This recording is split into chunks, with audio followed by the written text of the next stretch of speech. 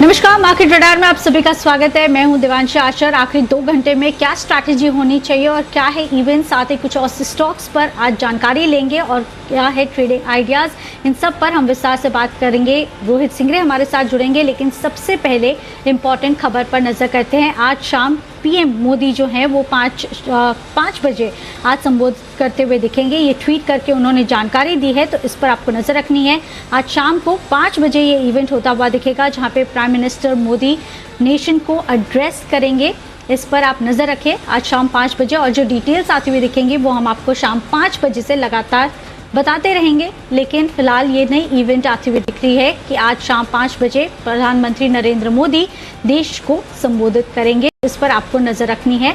ये फिलहाल ट्वीट करके पीएम हैंडल से हमें आते हुए दिखे। चलिए आगे बढ़ते हैं और सबसे पहले नज़र कर लेते हैं कि आज 5 बड़ी बातें कौन सी हैं बाजार में। सबसे पहले बाजार पर नजर कीजिए। रिकॉर्ड ऊंचाई के पास बाजार ट्रेड करते हुए दिख रहे हैं। निफ्टी की बात करें तो 15,750 के लेवल्स के आसपास फिलहाल होल्ड करने की ट्राई निफ्टी की तरफ से होती हुई दिख रही है। बैंक निफ्टी की बात करें 150 अंकों का उछाल फिलहाल हम देख रहे हैं निफ्टी बैंक पर। अच्छे गेंस के साथ निफ्टी बैंक में भी कामकाज हो रहा है। 35,400 के लेवल्स के पास है।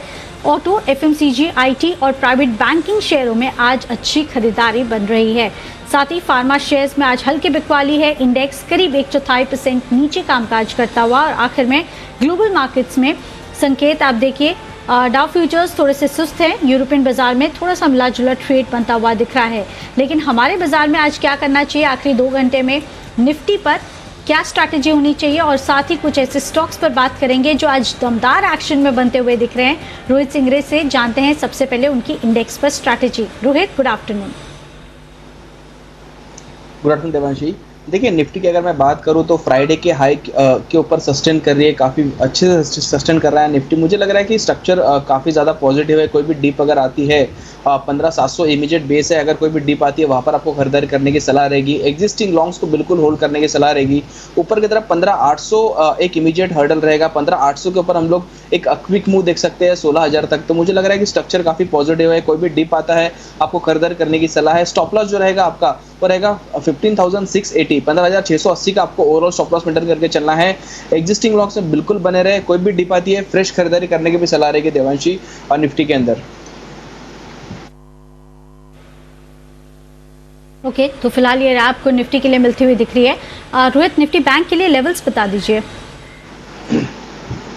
देवांशी, देखिए निफ्टी बैंक की अगर बात करूँ तो सुबह से ये एक साइडवेज स्ट्रक्चर हम लोग को देखने को मिल रहा है निफ्टी बैंक के अंदर। तो अगर निफ्टी बैंक के अंदर किसी को खरीदारी करनी है तो थोड़ा वेट एंड वॉच करना पड़ेगा। 35,520, 525 के ऊपर जैसे निकलता है इंट्राडे के अंदर, स्पॉट लेवल की मैं बात कर रहा हूँ, तो 35,525 के ऊपर आप निफ्टी बैंक के अंदर भी एंट्री करके चल सकते हैं। यहाँ पर भी आपको 200 पॉइंट का एक क्विक गेन मिल सकता है, बट लेवल्स पे आपको ध्यान रखकर चलना पड़ेगा। थोड़ा कंडीशनल बाय रहेगा, तो 35,525 के ऊपर बाय करने की सलाह रहेगी। 35,700 मेरा इमीडिएट टारगेट रहेगा। और जब आप बाय करोगे तो एक 35,400 का आपको स्टॉप लॉस मेंटेन करके चलना है देवांशी। तो एक कंडीशनल बाय यहाँ पर निफ्टी बैंक के अंदर भी मैं दे सकता हूँ आपको। ओके, तो एक कंडीशनल बाय आज के लिए बनता हुआ दिख रहा है। निफ्टी बैंक दोनों का जो डायरेक्शन है वो फिलहाल पॉजिटिव है, लेकिन एक लेवल पे आने के बाद ही खरीदारी करने की राय आपको इंडेक्स पर मिलती हुई दिख रही है। चलिए कुछ ऐसे स्टॉक्स, ऐसे सेक्टर्स पर नज़र कर लेते हैं जो आज दमदार एक्शन में बने हुए हैं, और उसमें है शुगर स्टॉक्स जो आज पूरे एक्शन में है। क्या है वजह, क्या इवेंट हुआ वीकेंड के दरमियान, ये सब डिटेल्स के साथ हमारे साथ आशीष चतुर्वेदी जुड़ चुके हैं। आशीष, बताइए, आज फिर शुगर स्टॉक्स, एथेनॉल बनाने वाली कंपनीज पर नजर है। बिल्कुल देवांशी, सही कहा आपने। लगातार पॉजिटिव एक्शन इस सेक्टर पर देखने को मिल रहा है और वीकेंड के दौरान जो है बड़ा डेवलपमेंट सेक्टर के लिए हुआ। सबसे पहले मैं आपको ये बता दूं कि जी बिजनेस ने जो आपको एक्सक्लूसिव खबर दी थी कि एथेनॉल को स्टैंडर्ड फ्यूल की तरह मान्यता दी जाएगी, उसके ऊपर मोहर लगती हुई नजर आ रही है। लेकिन विश्व पर्यावरण दिवस के मौके पर देखिए प्रधानमंत्री नरेंद्र मोदी ने E100 पायलट प्रोजेक्ट लॉन्च किया, जिसमें जो है पुणे में 3 स्टैंडअलोन एथेनॉल स्टेशन लॉन्च किए गए। अब यानी देखिए कि एथेनॉल को भी एक स्टैंडअलोन फ्यूल की तरह इस्तेमाल किया जाएगा। इस इवेंट की मैं कुछ हाईलाइट शेयर कर देता हूं। देखिए, प्रधानमंत्री नरेंद्र मोदी के जो संबोधन में कहा गया कि कैसे ओवर द इयर्स अगर आप देखें तो एथेनॉल की स्टोरी जो है प्ले आउट करती हुई नजर आ रही है, क्योंकि 2014 में अगर आप देखें तो एथेनॉल ब्लेंडिंग केवल 1.5% थी, अब ये 8.5% के आसपास आंकड़ा हो गया और 2023 तक अगर सरकार का लक्ष्य देखें तो 20% के ब्लेंडिंग का लक्ष्य है। 2014 में 38 करोड़ लीटर के का जो है प्रोक्योरमेंट हुआ था, अब फिलहाल अगर आप देखें तो 320 करोड़ लीटर के आसपास का जो है प्रोक्योरमेंट हो रहा है। ऑयल मार्केटिंग कंपनीज ने 21,000 करोड़ जो है एथेनॉल प्रोक्योरमेंट पर खर्च किया और ये आंकड़ा जो है आगे जाकर भी बढ़ता हुआ नजर आएगा। और अगर आप देखें तो इस पूरे डेवलपमेंट से ना कि सिर्फ शुगर इंडस्ट्री या फिर एथेनॉल यूनिट्स को फायदा हो रहा है, ओवरऑल अगर आप देखें तो क्योंकि बायोफ्यूल जो है पर्यावरण के लिए भी अच्छे और हमारे देश के लिए भी अच्छे हैं, क्योंकि 85% जो क्रूड की रिक्वायरमेंट है हम इंपोर्ट करते हैं, तो अगर ब्लेंडिंग ज्यादा होती है तो जो इंपोर्ट्स ज्यादा हो रहे हैं उनमें से थोड़ा सा सुधार आते हुए दिखेगा। लेकिन अगर आप देखें तो अभी तो स्टोरी की शुरुआत हुई है, आगे जाकर बढ़िया ग्रोथ के अवसर देखने को मिल सकते हैं, क्योंकि 20% ब्लेंडिंग का अर्थ है कि 1000 करोड़ लीटर की एथेनॉल की आवश्यकता होगी और फिलहाल 300 से 350 करोड़ लीटर का जो है एथेनॉल रिक्वायरमेंट होता है, यानी 3 से 4 गुना जो है आपको प्रोडक्शन में बढ़त देखने को मिलेगी। और भारत देखिए 20% टारगेट कर रहा है, लेकिन अगर आप ब्राजील से तुलना करके देखेंगे तो आपको अभी भी ग्रोथ का बहुत बढ़िया हेडरूम विजिबल नजर आएगा, क्योंकि करीब 40 से लेकर 50% तक की एथेनॉल ब्लेंडिंग जो है ब्राजील में होती है। अभी फिलहाल जो आंकड़ा है वो 8.5% के आसपास है। कुछ मेजर स्टॉक्स में आपके सामने रख देता हूं जहां पर आपको इस पूरी स्टोरी के चलते आपको नजर रखनी है। सबसे पहले श्री रेणुका शुगर स्टॉक्स पर अगर आप देखें तो इनके पास जो सबसे हाईएस्ट एथेनॉल की क्षमता है करीब 24 करोड़ लीटर के आसपास, जो कि अगले वित्त वर्ष में अगर आप देखें तो बढ़ के 33 करोड़ लीटर हो जाएगी। दूसरे नंबर पर आते हैं बलरामपुर चीनी, 18 करोड़ लीटर के आसपास की क्षमता है, 2023 तक अगर आप देखें तो बढ़कर 30 करोड़ लीटर के आसपास हो जाएगी। इसके अलावा कुछ और त्रिवेणी इंजीनियरिंग, धामपुर जैसे स्टॉक्स है जहां पर नजर रखनी है। ये भी अगर आप देखें तो इतनी एथेनॉल यूनिट में जो है विस्तार कर रहे हैं। प्राज इंडस्ट्रीज इस स्टॉक में सबसे ज्यादा रनअप देखने को मिला है, क्योंकि एथेनॉल बनाने के लिए जो मशीनरी होती है यही कंपनी सप्लाई करती है और इसका ये असर देखने को मिल रहा है। इसजैक हेवी इंजीनियरिंग ये भी एक ऐसा स्टॉक है जहां पर शुगर सेक्टर एथेनॉल स्टोरी का एक असर देखने को मिलेगा, क्योंकि कंपनी जो है ब्रॉयलर्स बनाती है तो इसके ऊपर फोकस रखें। सेक्टर में अच्छी ग्रोथ देखने को मिली है, लेकिन ग्रोथ के अवसर अगर आप देखें तो काफी बढ़िया है।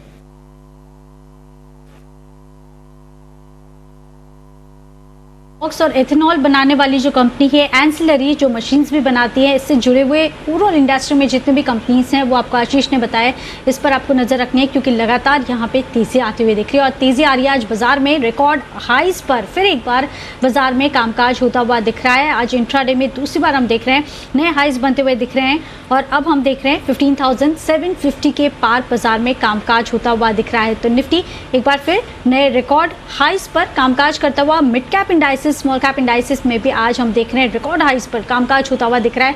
ब्रॉडर मार्केट्स में आज अच्छी खरीदारी बनती हुई दिख रही है। अनलॉकिंग की खबरों के चलते ओवरऑल आप देखिए मूड जो है मार्केट का वो सुधरता हुआ दिख रहा है, लेकिन 15,750 के लेवल्स के ऊपर अब ये नए लेवल्स हैं जो आपको नज़र में रखने हैं निफ्टी के लिए। निफ्टी बैंक में भी तेज़ी हो रही है, 215 पॉइंट्स की तेज़ी है, 35,510 ये नए लेवल्स निफ्टी बैंक पर फिलहाल आते हुए दिख रहे हैं, लेकिन निफ्टी पर नए रिकॉर्ड्स बनते हुए दिख रहे हैं। और शुगर स्टॉक्स की हम बात कर रहे थे, शुगर स्टॉक्स में आज अच्छा एक्शन बनता हुआ दिख रहा है। चलिए आगे बढ़ते हैं। आज रोहित से पूछते हैं कि ओवरऑल शुगर स्टॉक्स में कोई स्टॉक उनको पसंद हो। रोहित, जिस तरह से हम कामकाज देख रहे हैं, लगातार गेन्स बन रहे हैं, क्या इन लेवल्स पे कोई शुगर स्टॉक में एंट्री करनी चाहिए? बिल्कुल देवांशी, देखिए बलरामपुर चीनी की अगर मैं बात करूं तो फ्रेश ब्रेकआउट आज के सेशन में हम लोग को देखने को मिला है। अच्छी वॉल्यूम एक्टिविटी पे हम लोग को देखने को मिल रही है, तो एक रिस्क रिवॉर्ड रेशियो आपके फेवर में बैठ रहा है यहाँ पर। तो मुझे लग रहा है कि बलरामपुर चीनी पर आपको बेट रखकर चलना चाहिए। आपका जो स्टॉप लॉस रहेगा पहले वो 320 रुपये का रहेगा और ऊपर की तरफ मुझे लग रहा है कि जब तक ये 330 के ऊपर सस्टेन कर रहा है, एक बार 350 रुपये तक का मूवमेंट हम लोग को देखने को मिल सकता है बलरामपुर चीनी के अंदर। तो बिल्कुल बने रहना चाहिए। किसी को फ्रेश खरीदारी करनी है तो करंट लेवल्स पर भी खरीदारी करके चल सकते हैं। 320 का स्टॉप लॉस, 350 का पहला टारगेट, 370 का दूसरा टारगेट।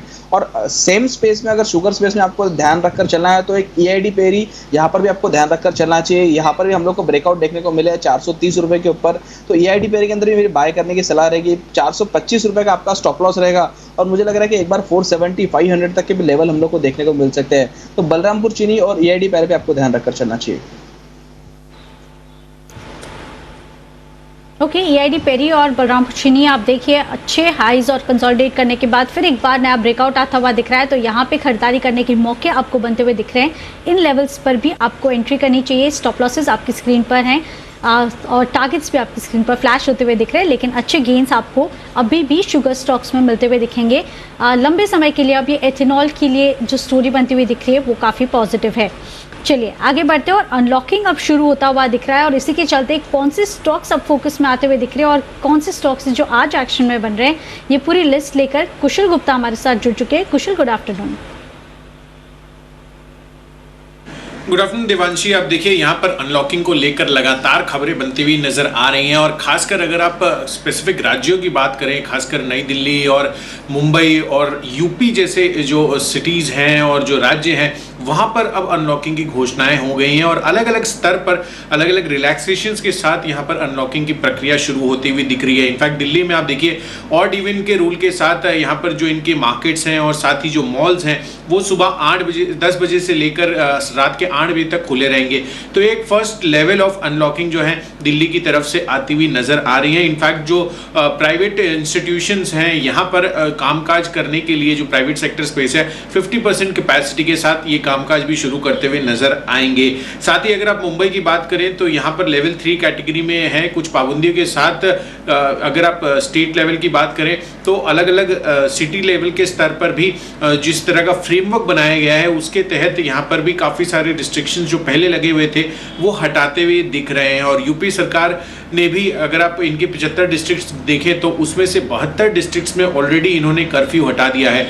तो अलग अलग स्टेट लेवल्स पर जिस तरह की अनलॉकिंग हो रही है उसको ध्यान में रखते हुए काफ़ी सारी थीम्स निकल कर आई हैं जिस पर आपको फोकस बड़ा बनता हुआ नजर आएगा। खासकर सबसे पहले तो होटल्स और रेस्टोरेंट्स वगैरह जो काफ़ी सबसे ज़्यादा पिटा हुआ सेक्टर था, इस पूरी जो कोविड की वजह से लॉकडाउन हुआ था उससे इम्पैक्टेड था, उसमें होटल स्पेस में इंडियन होटल्स, EIH लिमिटेड, इसके अलावा जो रेस्टोरेंट स्पेस है स्पेशलिटी रेस्टोरेंट, इस साथ साथ बर्गर किंग, वेस्ट लाइफ डेवलपमेंट और जो नई लिस्टिंग बारबेक्यू नेशन की भी हुई थी वो आज के सत्र में फोकस में बनते हुए दिख रहे हैं। रिटेल स्पेस से देखिए आप तमाम जो स्टॉक्स हैं जिसमें आदित्य बिरला फैशन है, ट्रेंट है, शॉपर स्टॉप, V2 रिटेल, ये स्टॉक्स फिर से फोकस में लौटेंगे। और मल्टीप्लेक्स और एंटरटेनमेंट की भी अगर हम बात करें तो यहाँ पर भी अनलॉकिंग का फायदा PVR और आइनॉक्स लेजर में आपको देखने को मिलेगा। और अंत में अगर आप टूर्स एंड ट्रेवल्स को भी देखें तो यहाँ पर होटल्स के साथ साथ जितनी भी टिकट बुकिंग कंपनियां हैं, इजी ट्रिप प्लानर हो या फिर जो रिजॉर्ट्स वाली कंपनियां हैं, महिंद्रा हॉलीडेज और एविएशन स्पेस जो है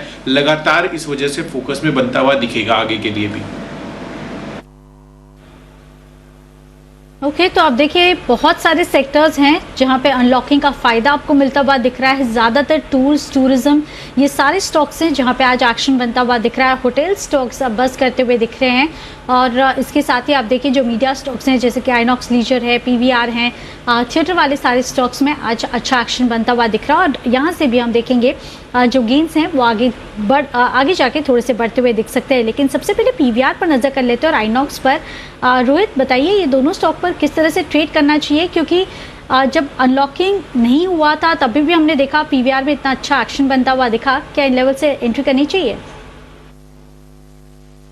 देवांशी देखिए यहाँ पर आप ये स्टॉक ऑलरेडी मूव कर चुका है, मुझे लग रहा है कि हम लोग ने एंट्री मिस की है। तो नीचे अगर आता है वापस 1400-1390 ये करीब करीब, तो वहाँ पर हम लोग सोचेंगे। बट फ्रेश खरीदारी एज सच नहीं करना चाहिए। बट अगर आइनॉक्स लेजर की अगर मैं बात करूँ तो यहाँ पर आप थोड़े डीप में भी यहाँ पर भी खरीदारी करेंगे। करंट लेवल्स पर यहाँ पर भी खरीदारी करने की सलाह नहीं है, बट यस थोड़ा डीप आता है 325-320 तक, तो मुझे लग रहा है कि यहाँ पर भी आप एक बार पोजीशन बना के चल सकते हैं। तो अगर दोनों स्टॉक में से अगर मुझे कोई चूज करना रहेगा तो वो रहेगा आइनॉक्स लेजर। 325 के करीब करीब मेरा बाइंग का पोजीशन रह सकता है और 315 का मेरा स्टॉप लॉस रहेगा। मुझे लग रहा है कि एक बार 350 रुपये तक का बड़ा मूव हम लोग को देखने को मिल सकता है। देवांशी, निफ्टी मीडिया एक सेक्टर के अंदर ये काफी अच्छा ब्रेकआउट हम लोग को देखने को मिला है, तो मुझे लग रहा है कि थोड़ा आउट परफॉर्मेंस हम लोग को देखने को मिल सकता है ये सब स्टॉक से। डेफिनेटली। तो आप देखिए PVR में अच्छा मूव आ चुका है, लेकिन लाइनॉक्स लीजर है जहां पे आपके लिए रिस्क रिवॉर्ड रेशियो काफ़ी फेवरेबल है। 315 ये स्टॉप लॉस लगाना और वहां से आपको खरीदारी करने की राय मिलती हुई दिख रही है। 350 और उसके ऊपर भी ये स्टॉक ट्रेड करता हुआ दिख सकता है। ओवरऑल इंडेक्स में अच्छे गेन्स आते हुए दिख रहे हैं कंसोलिडेशन के बाद, तो ये स्टॉक पर आप नजर रखें। स्टॉप लॉस टारगेट आपकी स्क्रीन पर फ्लैश होते हुए। चलिए एक छोटे से ब्रेक के लिए रुकते हैं और ब्रेक के बाद कुछ और स्टॉक्स हैं, सेक्टर्स हैं जिन पर हम फोकस करेंगे।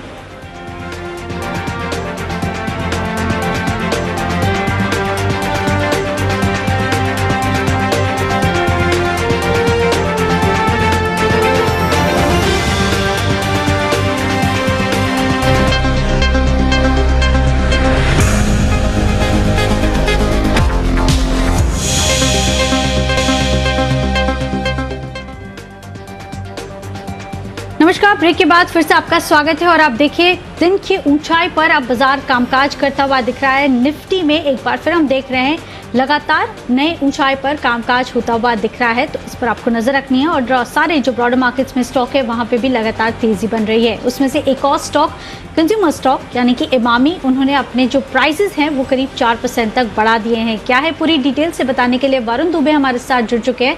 Varun, good afternoon. Good afternoon. देखिए, इमामी ने जब इस कंपनी के नतीजे आए थे तब ये हाईलाइट भी किया था कि जो कॉस्ट लगातार बढ़ रहा मटेरियल के, उसके चलते ये कीमतें बढ़ाएंगे और फाइनली इन्होंने अपनी जो प्रोडक्ट की कीमतें हैं उसमें 4% के आसपास की वृद्धि की है। इनफैक्ट इस फाइनेंशियल ईयर में अब तक, यानी कि आप समझ लीजिए अप्रैल से अब तक करीब 4% के आसपास की बढ़ोतरी की गई है।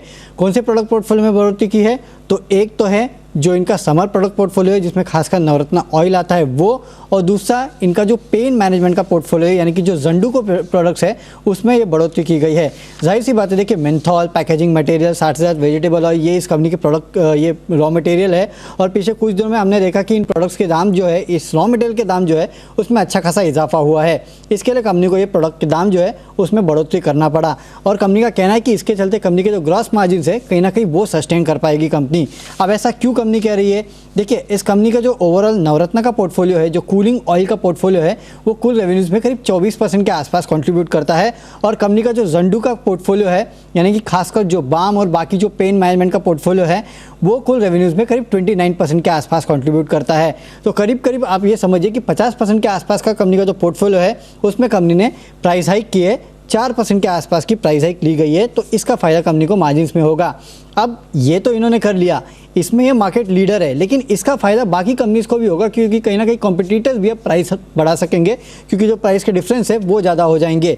तो कौन से कॉम्पिटिटर्स पे ध्यान रखना है? पेन मैनेजमेंट में अमृतांजन, क्योंकि इस कंपनी का भी जो बाम है उसका काफ़ी अच्छा मार्केट शेयर है, करीब 40% के आसपास। हेड पेन का जो बाम है उसका मार्केट शेयर है। इसके अलावा हेयर ऑयल में अगर आप देखेंगे तो वैसे नवरत्न ऑयल जो है वो मार्केट लीडर है 64% के आसपास के मार्केट शेयर से, लेकिन बाकी जो कंपनी जो हेयर ऑयल बनाती है उसमें डाबर है, मेरिको है, जो कहीं ना कहीं हेयर ऑयल के पोर्टफोलियो में है और इनके भी कूलिंग जो हेयर ऑयल है वो प्रोडक्ट्स है, तो उनको भी थोड़ा बहुत फ़ायदा मिल सकता है। आने वाले दिनों में हो सकता है कि वो भी दाम बढ़ाए, लेकिन फिलहाल तो इमामी ने दाम बढ़ाए हैं करीब 4% के आसपास। अपने मार्जिन्स को सस्टेन करने के लिए खासकर ये दाम बढ़ाए गए हैं और कहीं ना कहीं ये दाम बढ़ाना एक और चीज़ की तरफ इंडिकेट करता है कि जो डिमांड है वो सस्टेन कर रही है। इसके लिए कंपनी ने दाम बढ़ाने की हिम्मत की है।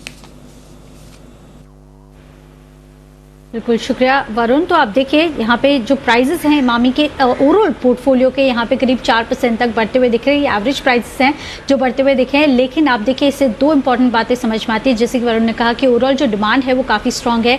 ज़्यादातर इमामी रूरल मार्केट पर फोकस करती है, तो यहाँ पर काफ़ी मजबूत डिमांड बनती हुई दिख रही है। ये हमें RBI गवर्नर ने भी कहा था। और साथ ही दूसरी बात, जो बाकी कंपनीज हैं जैसे कि मेरिको है जिनके पास ऑयल का पोर्टफोलियो है, वहाँ पर भी प्राइजेस इंक्रीज आते हुए दिख सकते हैं, तो उस पर भी आपको नजर रखनी है। वहां पे थोड़े से गेन्स आपको सेंटिमेंटल इंपैक्ट देखने मिल सकता है। चलिए एक इमामी पर और साथ ही आपके ट्रेडिंग आइडियाज रोहित। देवांशी, देखिए इमामी की अगर मैं बात करूं तो स्ट्रक्चर काफ़ी बढ़िया है। ब्रेकआउट देखने को मिला था 2 दिन पहले, थोड़ा प्रॉफिट बुकिंग भी आ रहा है। मुझे लग रहा है कि अगर थोड़ा भी डीप आता है 525 520 तक तो एक काफ़ी बढ़िया रिस्क रिवॉर्ड रेशियो में आपको स्टॉक मिलेगा। ओवरऑल स्ट्रक्चर काफ़ी पॉजिटिव है। 500 रुपये का मेरा स्टॉप लॉस रहेगा। डीप में खरीदारी करने की सलाह रहेगी। 520 525 एक काफ़ी बढ़िया लेवल है, सपोर्ट भी है, वहाँ पर खरीदारी करें। और मुझे लग रहा है कि टारगेट जो रहेंगे वो करीब करीब 580 600 के बड़े टारगेट्स निकल कर आ रहे हैं। तो डिप का एक स्टॉक है देवांशी, आपको डिप में खरीदारी करने की सलाह रहेगी। रही बात मेरे पिक्स की, तो मुझे लग रहा है कि पहला जो मेरा पिक रहेगा आज के लिए वो रहेगा बर्गर किंग। एक काफ़ी बढ़िया inverse head and shoulder pattern breakout हम लोग को देखने को मिला है। डेली चार्ट्स पर वॉल्यूम काफ़ी स्ट्रॉन्ग थे, तो मुझे लग रहा है कि आपको बर्गर किंग पे बिल्कुल ध्यान रखकर चलना चाहिए। थोड़ा पोजीशन लिहाज से आपको ध्यान रखकर चलना चाहिए। जो आपका स्टॉप लॉस रहेगा 155 का रहेगा और मुझे लग रहा है कि यहाँ से एक बार 180 तक का मूव आपको देखने को मिल सकता है बर्गर किंग के अंदर। तो पहला जो मेरा पिक रहेगा वो बर्गर किंग रहेगा। सेकंड जो मेरा पिक रहेगा वो रहेगा एम्फेसिस। एम्फेसिस के अंदर भी काफ़ी अच्छी ब्रेकआउट हम लोग को देखने को मिले हैं। डेली चार्ट्स पर बुलिश फ्लैग ब्रेकआउट हम लोग टेक्निकली जिसको बोलते हैं, वहाँ से एक ब्रेकआउट देखने को मिला है। तो मुझे लग रहा है कि जब तक ये स्टॉक 1900 रुपये के ऊपर ट्रेड कर रहा है, यहाँ से एक बार 2020-2050 तक के लेवल हम लोग को देखने को मिल सकते हैं। तो एम्फेसिस पे भी आपको ध्यान रखकर चलना चाहिए। तो बर्गर किंग और एम्फेसिस ये मेरे पिक रहेंगे देवांशी। ओके, तो ये दोनों स्टॉक्स हैं जहां पे आपको खरीदारी करने की राय आज की ट्रेडिंग सेशन में आते हुए दिख रही है। स्टॉप लॉसेस टारगेट्स आपकी स्क्रीन पर फ्लैश होते हुए और इस बीच बाजार भी दिन की ऊंचाई पर ही कामकाज करते हुए दिख रहे हैं। रोहित, शुक्रिया आपका हमारे साथ जुड़ने के लिए और ट्रेडिंग स्ट्रैटेजीज हमारे साथ शेयर करने के लिए। फिलहाल इस शो में बस इतना ही, लेकिन एक छोटे से ब्रेक के बाद आपके लिए लेके आएंगे फाइनल ट्रेड। आप देखते रहिए जी बिजनेस। नमस्कार।